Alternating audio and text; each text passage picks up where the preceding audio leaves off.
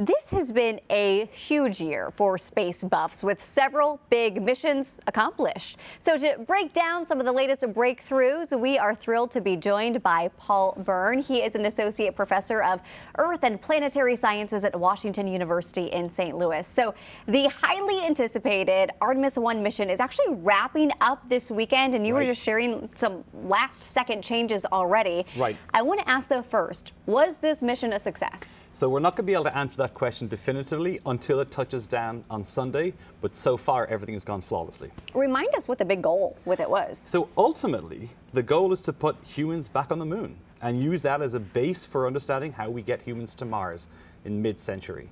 And basically, this is the modern era's version of the Apollo missions in the 60s and 70s. But we didn't send Americans or humans to the moon this time, so how did this test for that? Right, so we call this an uncrewed flight. So basically, there is a mannequin on board. There's also a little Snoopy, which is helping out tell things. But basically, to minimize the risk to astronauts, you fly it empty the first time. Artemis 2, which will fly in 2 or 3 years' time, will be the first crewed flight. It will do a flyby of the moon, and then Artemis 3, later this decade, will put people on the surface. And the pictures that we are seeing from Orion keep getting better and better. What do you think is most remarkable about them? You're seeing pictures that you can't ever normally see from Earth. We're so close to our celestial body right there. This picture in particular, that little crescent there in the corner, that's Earth. And the big thing in the front is the moon. I mean, you never see that normally. These are the kinds of images that will go down in history for this Artemis project. Incredible, yeah. And it's really been fun how transparent NASA's been posting these on social media, really allowing people to follow along. Right. Now, another space headline this year was the successful DART mission.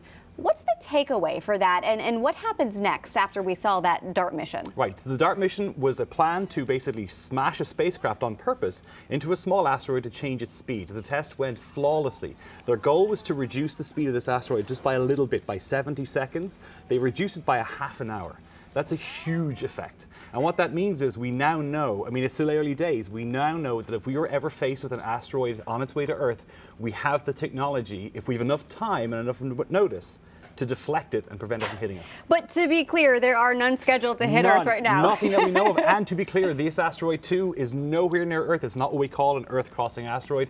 The risk is zero, but it's good to know ahead of time rather than when we're faced with a potential threat. Yes, I'm glad that they're planning ahead. To give you a peek behind the curtain here to show you how much Paul loves this stuff, we have a live stream going right here. What are you keeping an eye on? Right now, that is a Falcon 9 rocket that is literally just lifted off in Cape Canaveral carrying the OneWeb satellites. SpaceX is live streaming this thing, and I have it here just in case it explodes. We can talk about it. Oh, that would be insane. That would be wild. Okay, so that's what you're watching today. What are you going to be watching in 2023? All right, 3 big things. NASA's going to launch a mission called Psyche to a metal asteroid.